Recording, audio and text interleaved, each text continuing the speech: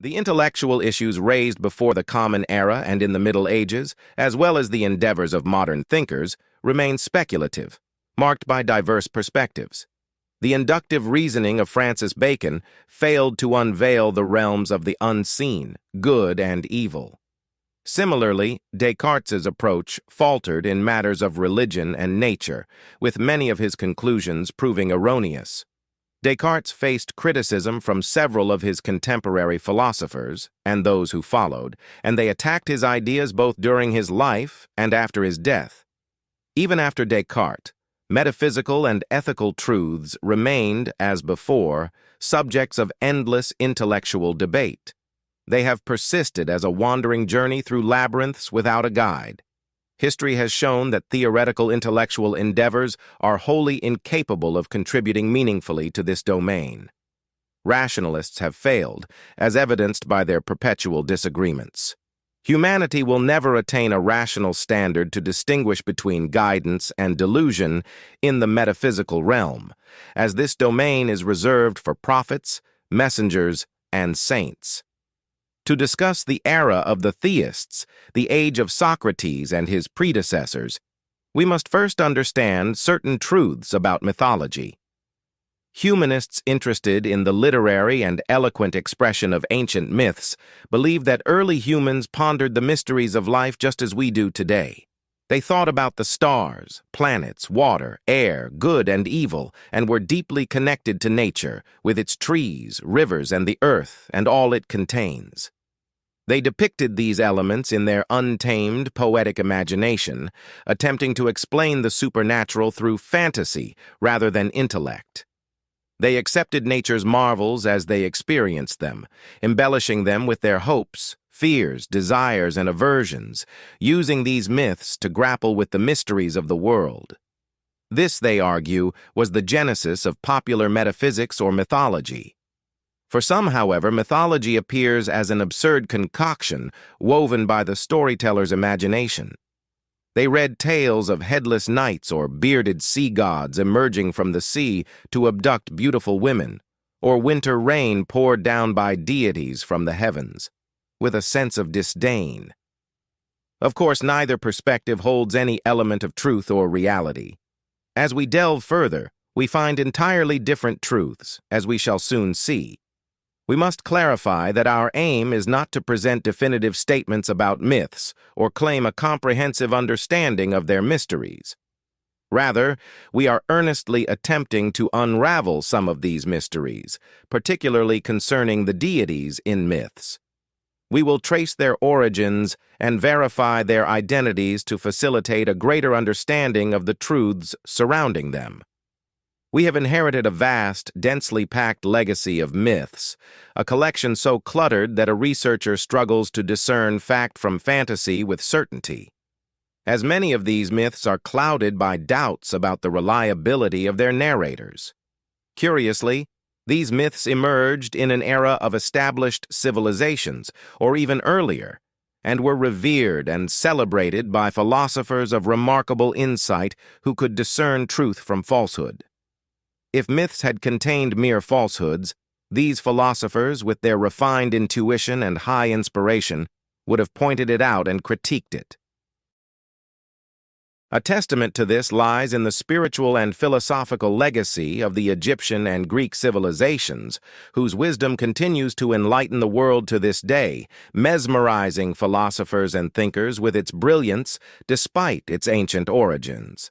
Therefore, there must be an essence within these myths that we should pursue and uncover, striving to uproot the absurdities that have grown around them.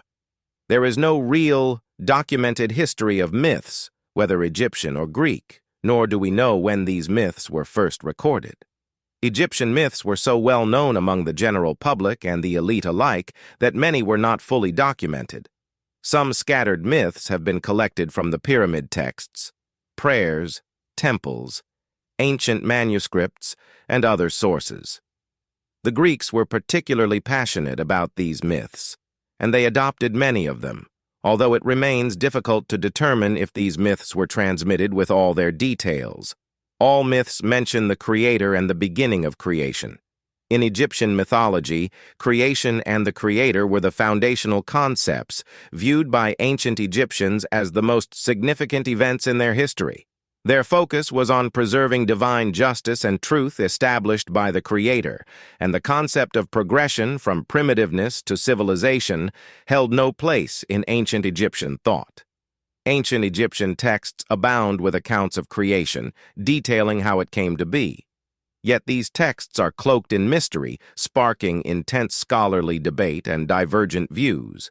Various religious schools each presented their own doctrine, such as the Memphis school, which regarded Ptah the Great as the creator, the heart and tongue of the gods, humanity, and all living beings. Here, the heart symbolizes intellect, while the tongue represents speech. Through speech, creation was achieved. In our view, the god Ptah symbolizes the divine embodiment created by this school to bring the image of the creator closer to the public's understanding. The god Khnum was credited with the physical creation of humankind, fashioning them from clay and straw just as a potter shapes his vessels. Thus, Khnum was depicted sitting before a potter's wheel. He forms the human, meaning he creates him materially, and after that, he forms another particle. This is what the Egyptians referred to as Ka, and then the goddess Heft breathes into it. Heft, whom the ancient Egyptian depicted with the head of a frog and the body of a woman, was believed to be the spirit of life for these two clay statues. The symbol of the spirit of life was represented by the sign Ankh, which we commonly refer to as the key of life. In any case, the myths agree, from all their sources, that there is a first creator, a single creator who created everything from the waters of chaos, the origin of all things. It is clear from these myths that they symbolically refer to topics of profound depth and meaning. One of these myths mentions that the first thing that emerged from the water was the blue lotus flower, on which the god Aten-Ra was seated, the sun god, the source of life. Refer to verse 7 of Surah Hud. We observe that these myths directly align with the life sciences and sacred texts regarding the origin of life. The myths state, in the beginning, the Creator brought forth 9 gods, the first of whom was Shu, the god of the earth, and Nut, the goddess of the sky. Nut and Geb embraced each other, and their embrace lasted long. So, the Creator commanded Shu, the god of the wind, to separate them, and he did as he was instructed. We believe this is a symbol of the beginning of the formation of the atmosphere, confirming the meaning of the noble verse, 30, from Surah Al-Anbiya. Nut conceived, but not from Geb as punishment for him. And she gave birth to Osiris and Isis, who loved each other while still in their mother Nut's womb and later became husband and wife. Osiris represented the just ruler who was overcome by forces of evil and envy, symbolized by his brother Seth. However, the loyalty of his wife Isis, who went searching for his body at times and gathering his limbs at other times, mourning him and pleading with the gods, made him the king of the dead. Isis conceived Horus from the spirit of Osiris after his death. She faced much from Seth and his accusations against her, yet the gods who knew the truth acquitted her. Despite this, a war broke out between Seth and Horus until the son of Osiris triumphed, took his father's throne, and thus truth triumphed over falsehood. This is how the Egyptian myths were built on the theme of the battle between good and evil, with truth always prevailing over falsehood. After the Creator filled the heavens with gods in various homes, he created mankind, breathed life into him, and placed him on the earth to live. He adorned it with trees, fruits, and flowers, and created the seas, fish, insects, animals, and birds, breathing life into them as well. These Egyptian myths state that when the Creator manifests himself to his creatures from the heavens, they glorify and thank him and ask for his continued justice. Among the many names for the Creator in ancient Egypt is the Renewer of the Earth. The question that arises here is, are these pagan beliefs or are they religious concepts in the sense that we understand religions?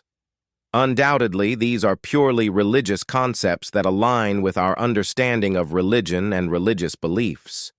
The imagination of the myth writer could not have discovered the truths of revelation and knowledge without a teacher, and it is certain that the gods are not a figment of his imagination. Rather, they are living beings that existed, left their traces, and whose existence was attested by the ancient Egyptians and Greeks. Legends and artifacts have been found in all four corners of the earth, and even the sacred books have testified to the existence of these beings. These testimonies, in the view of laws established by civilized humanity, are sufficient to prove that the truth is indeed true.